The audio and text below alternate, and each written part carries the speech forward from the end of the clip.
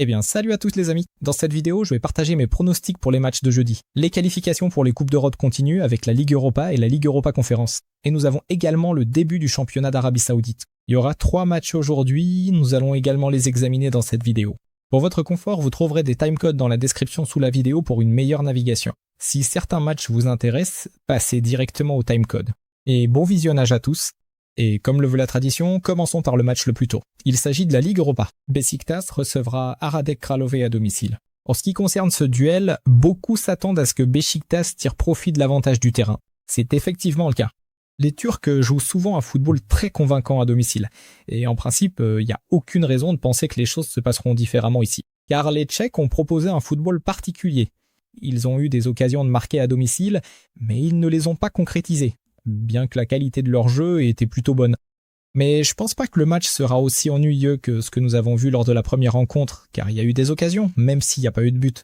Lors du match retour, la donne pourrait changer, car il est peu probable que le Beşiktaş joue de manière aussi défensive cette fois-ci. L'équipe privilégiera très probablement des actions beaucoup plus offensives, ce qui bien sûr pourrait entraîner énormément d'espace libre dans leur dos, que les Tchèques pourraient exploiter à leur avantage.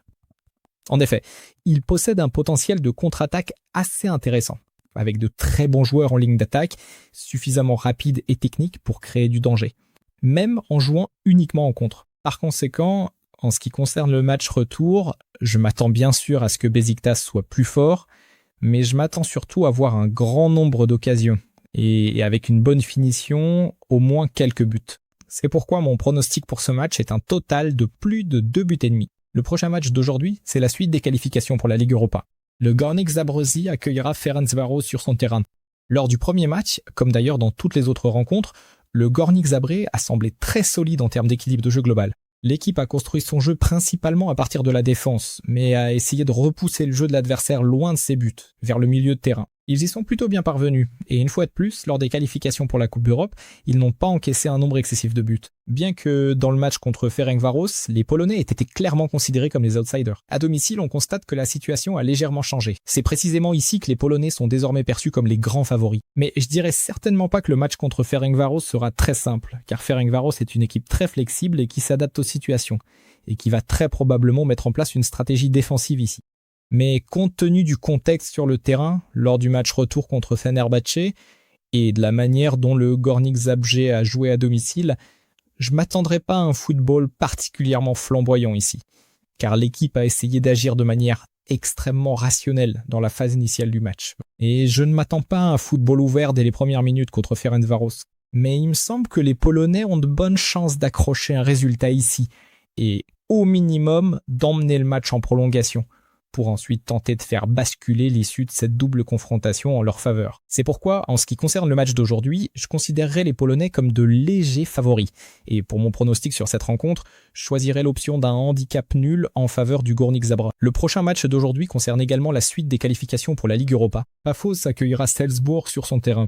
Et puis Pafos est l'une de ces équipes assez particulières qui jouait en Ligue des Champions la saison dernière. Et pour le moment, nous ne voyons pas de progression particulière avec ce club.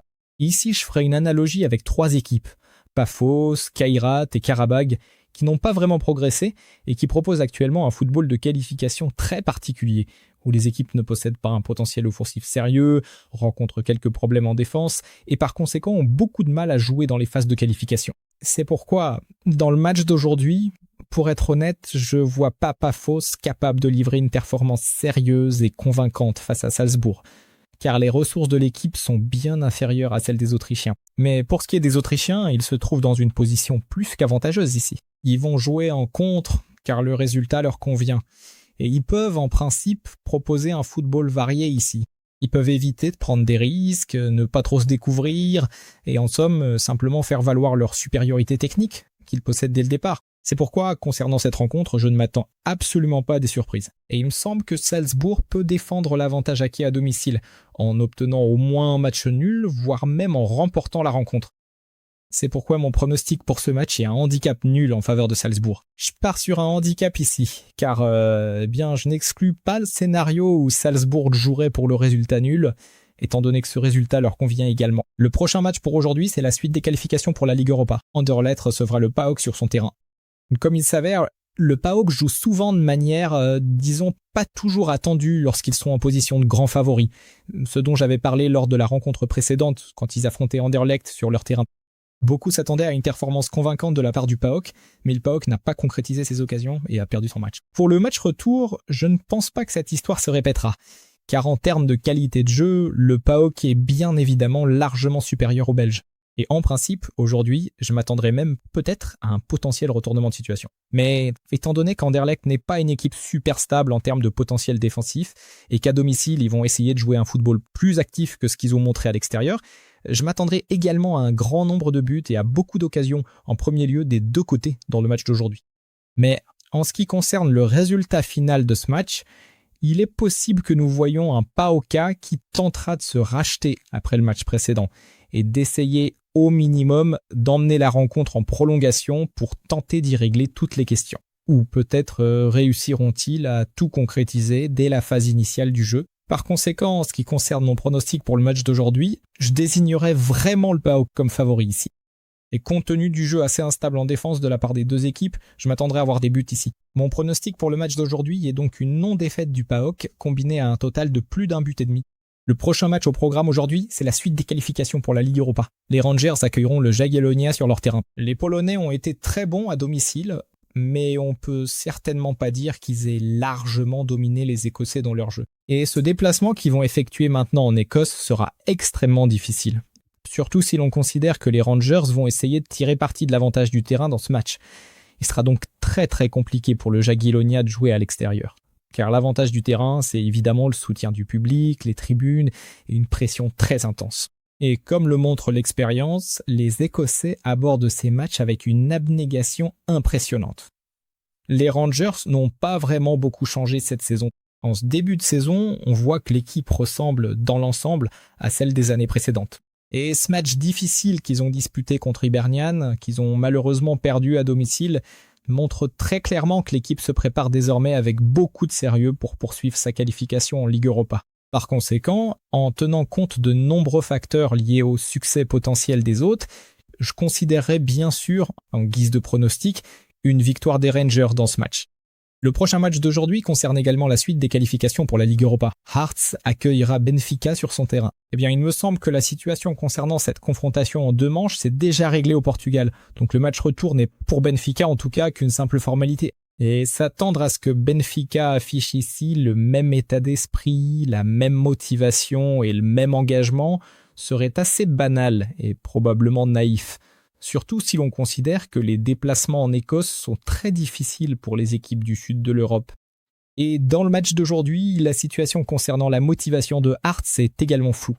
Car lors des qualifications précédentes, dans le match contre Sturm, où ils jouaient la Ligue des Champions, le jeu était également très particulier. Il semblait pourtant qu'ils avaient toutes leurs chances de battre Sturm, même si, à l'échelle d'une confrontation en deux matchs, ils auraient été largement inférieurs de toute façon. Mais cela n'a même pas été concrétisé, et l'équipe a semblé très terne dans ce match, dans cette rencontre. Et ils ont perdu là-bas, sans rien montrer de très intéressant sur le terrain. C'est pourquoi je crains fort que dans le match d'aujourd'hui, l'histoire ne puisse en principe se répéter, où Hearts pourrait sembler attaquer, et face à un adversaire démotivé pourrait montrer quelque chose d'intéressant en termes de but, ou du moins une certaine construction offensive, mais je n'en suis pas convaincu. C'est pourquoi, pour ce match, je m'attends plutôt à un football assez ennuyeux, où Benfica ne sera pas particulièrement motivé et cherchera simplement à préserver son avantage acquis sur son terrain au Portugal. Mais du côté de Hearts, il y a beaucoup d'incertitudes. C'est pourquoi mon pronostic pour ce match est un total de moins de 3 buts et demi. Le prochain match d'aujourd'hui, c'est la suite des qualifications pour la Ligue Europa Conférence. Qarabag accueillera le Dynamo Kiev sur son terrain. En ce qui concerne le premier match contre le Dynamo Kiev et la double confrontation contre le CSKA Sofia, Qarabag soulève beaucoup de questions quant à l'engagement et à la fonctionnalité même de son jeu. J'avais déjà exprimé cela concernant le Kairat, à savoir que l'équipe n'a pas, à l'heure actuelle, l'effectif nécessaire pour rivaliser dans les qualifications de la Ligue des Champions. En principe, avec Qarabag, la situation a connu une suite, mais cette fois dans le cadre de la Ligue Europa. On voit qu'ils ont été éliminés des qualifications de la Ligue Europa, ils jouent actuellement les qualifications de la Ligue Conférence, et il est difficile de dire comment cette situation va évoluer face au Dynamo Kiev. D'un côté, il y a l'avantage du terrain et le jeu assez instable des Kieviens, mais tout cela ne garantit pas que Qarabag saura en tirer profit et sera pleinement motivé. C'est pourquoi, à domicile, je n'exclus pas ce scénario. Le fait que Karabakh va vraiment essayer de proposer un football plutôt correct, constructif, en mettant l'accent sur les phases offensives et le jeu sur les ailes, c'est pourquoi j'avais initialement envisagé des options statiques pour les équipes azerbaïdjanaises, comme les corners en première mi-temps. Mais ensuite, en tenant compte du fait que le jeu de l'équipe est actuellement extrêmement instable, et je le qualifierais d'assez inefficace, surtout en termes de potentiel de réaction, on pourrait, en principe, s'attendre à ce que les deux équipes marquent contre le Dynamo Kiev. Les joueurs de Kiev font plutôt bonne impression en ce moment, en termes de vitesse, de mobilité et même de créativité. Je pense pas que jouer à l'extérieur sera ici extrêmement simple. Ils vont très probablement, en raison de l'absence d'une défense efficace, bien sûr, comme d'habitude, encaisser 1 ou 2 buts, mais malgré tout, ils peuvent aussi potentiellement marquer 1 ou 2 de leur côté. C'est pourquoi mon pronostic pour ce match est que les deux équipes marqueront. Le prochain match d'aujourd'hui, c'est la suite des qualifications pour la Ligue Europa Conférence. Le Dynamo Minsk va jouer en Bulgarie contre Braga. En ce qui concerne ce match, le facteur terrain ne joue pas vraiment en faveur du Dynamo Minsk, mais ce n'est pas non plus le cas pour Braga. On peut donc dire sans crainte que les équipes vont s'affronter sur terrain neutre, où, une fois de plus, Braga est le grand favori de ce match. On peut critiquer Braga à l'infini pour le match aller, pour le fait qu'il n'ait pas marqué beaucoup de buts, et leur jeu avait effectivement un caractère assez particulier. Mais si l'on regarde la façon dont l'équipe a joué la saison dernière, en principe, leur début n'était pas non plus très brillant. Mais je dirais certainement pas que l'équipe est dans un état catastrophique ou qu'ils ont de gros problèmes d'effectifs. Il faut juste un certain temps. Et dans le match d'aujourd'hui, en principe, ils peuvent en quelque sorte rattraper le coup sur cette confrontation en 2 manches et en principe proposer ici un football plutôt intéressant avec une mentalité offensive. Et concernant le Dynamo Minsk, je les enterrerai absolument pas. Car lors des matchs précédents, et même si l'on prend le match à l'extérieur contre Braga, ils ont eu quelques occasions, même s'il n'y en a pas eu énormément. Et dans le match d'aujourd'hui, si Braga propose un football ouvert et très offensif, alors naturellement les Biélorusses pourraient aussi potentiellement se créer des occasions de but. C'est pourquoi, concernant le match d'aujourd'hui, je considère sans aucun doute Braga comme le grand favori. Mais ce qui me plaît avant tout ici, c'est la perspective de voir un grand nombre d'occasions. Et si ces occasions sont bien concrétisées, alors par conséquent, il y aura un grand nombre de buts. C'est pourquoi mon pronostic pour ce match est un total de plus de 2 buts et demi. Le prochain match d'aujourd'hui concerne également la suite des qualifications pour la Ligue Europa Conférence. Hamarby recevra Rakov sur son terrain.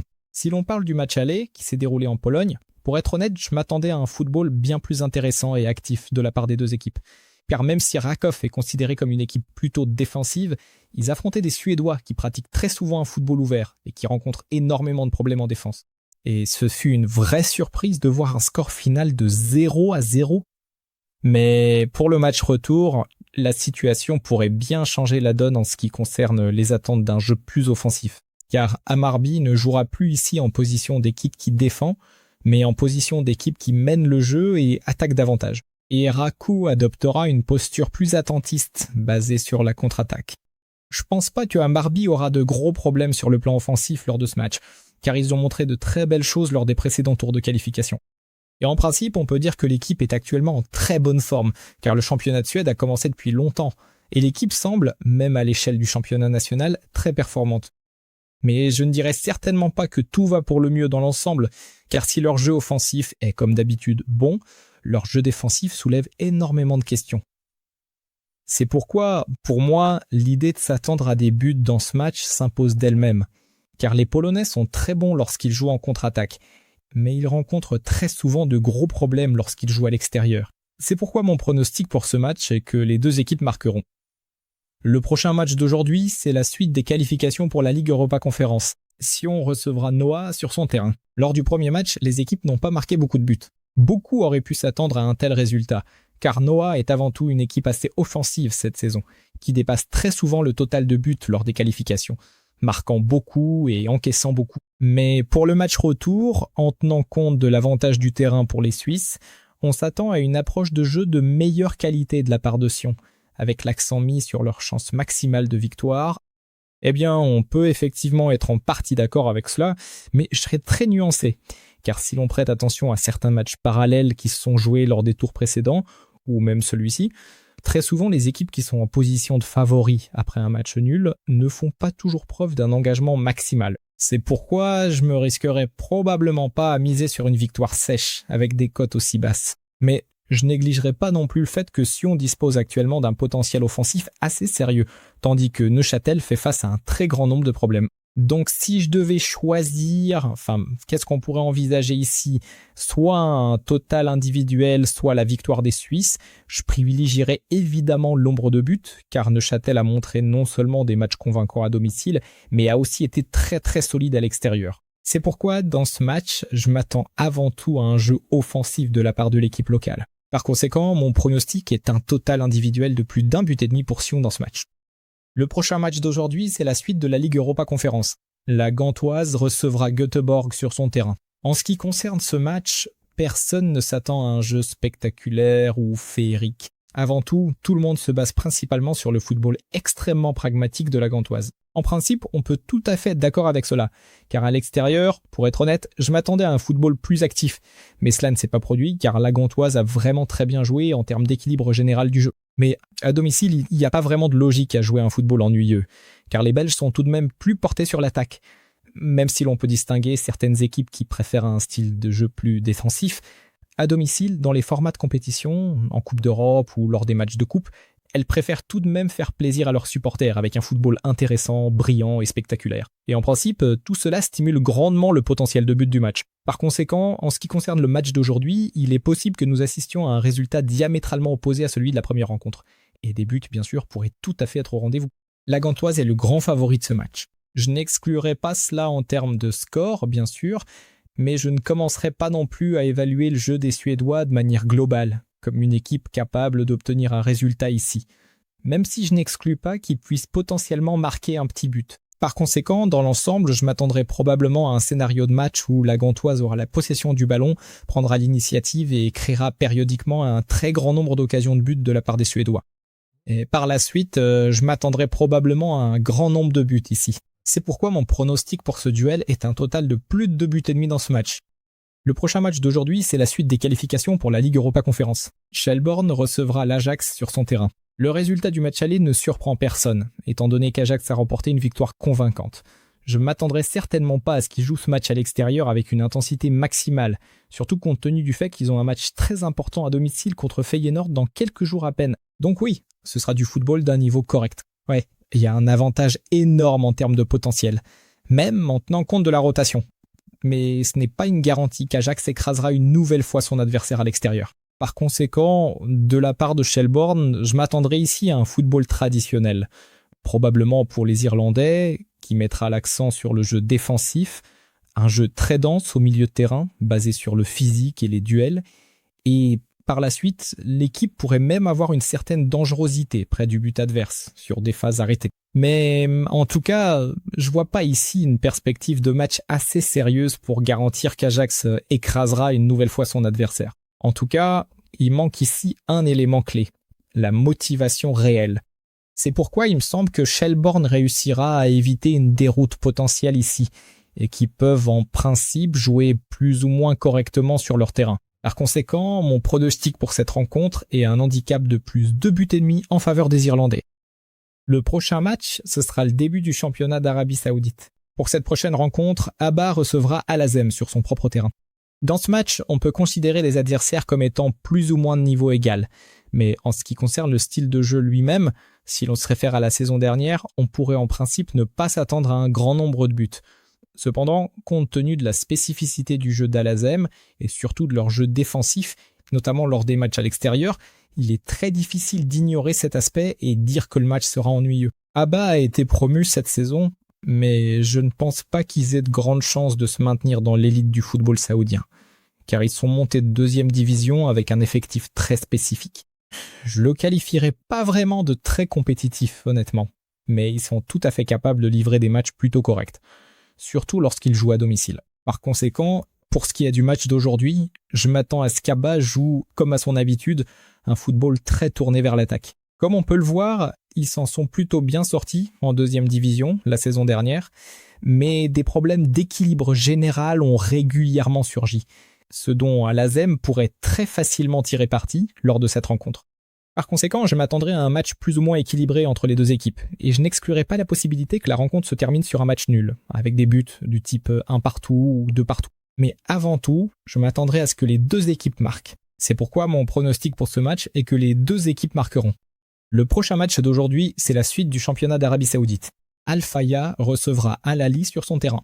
Eh bien, Al Ahly est ici plus que clairement favori, mais je dirais certainement pas que cela garantit des chances de victoire maximale dans ce match, car l'équipe a un nouvel entraîneur. Et même si l'effectif d'Al Ahly est bien supérieur à celui d'Al Fayha, la question de savoir si cela garantira un football de très grande qualité reste, comme d'habitude, très rhétorique. Si l'on se penche sur la saison précédente et sur la façon dont Al Fayha a évolué en deuxième division, la qualité de leur jeu était vraiment très correcte. L'équipe a essayé de se concentrer sur un football offensif lors de la plupart de ses matchs à domicile, ce qui a eu un impact plutôt positif sur leur jeu d'attaque et leur capacité à marquer. Et face à un favori évident, en principe, cela pourrait également très bien jouer en faveur d'une certaine activité offensive. Je ne me fais pas d'illusions à ce sujet. Je comprends bien sûr qu'Al Ahly est largement supérieur à son adversaire sur de nombreux points, mais pour l'instant, la nomination potentielle de Pušik ne garantit pas que l'équipe maintiendra les statistiques défensives qu'elle avait la saison dernière. Or, la saison dernière, Al Ahly affichait l'une des meilleures statistiques défensives du championnat. Il est possible que cette histoire ait une suite, mais dans la phase initiale de la saison, après une restructuration du jeu, le jeu d'Al Ahly sera probablement assez turbulent. C'est pourquoi, dans le contexte du match d'aujourd'hui, je m'attendrais simplement à un football plus axé sur les phases offensives de la part des deux équipes. Par conséquent, mon pronostic pour ce match est que les deux équipes marqueront. Pour le prochain match d'aujourd'hui, nous restons dans le championnat d'Arabie Saoudite. Al-Shabab recevra Al-Qadsiya à domicile. Eh bien, ici aussi, il s'agit d'une rencontre où il y a un favori clair et un outsider évident. Mais la situation n'est pas aussi déséquilibrée, car Al-Shabab évoluait déjà en première division saoudienne la saison dernière. En somme, leur football était plutôt correct, même si l'équipe a terminé la saison dans la deuxième moitié du classement. Mais malgré tout, ils se démarquaient par une qualité de jeu plutôt intéressante face aux équipes de milieu de tableau et aux outsiders du championnat d'Arabie Saoudite. Mais je classerais certainement pas Al-Qadsiya parmi ses adversaires, car la saison dernière, il semblait très solide, tant sur le plan physique que globalement. Mais cette saison, on voit qu'il y a eu la nomination d'un entraîneur très intéressant, un effectif très bien constitué qui peut-être permettra même à Al-Qadsiya de se battre pour un titre potentiel, bien que ce soit très très difficile à réaliser. C'est pourquoi, pour ce match, je m'attendrais de la part d'Al-Qadsiya à un football axé sur le résultat. Mais comme l'équipe garde un style offensif, plus orienté vers l'attaque, je m'attendrais à voir des buts ici. Oui, Al-Shabab a parfois montré un jeu défensif correct au cours de la saison dernière.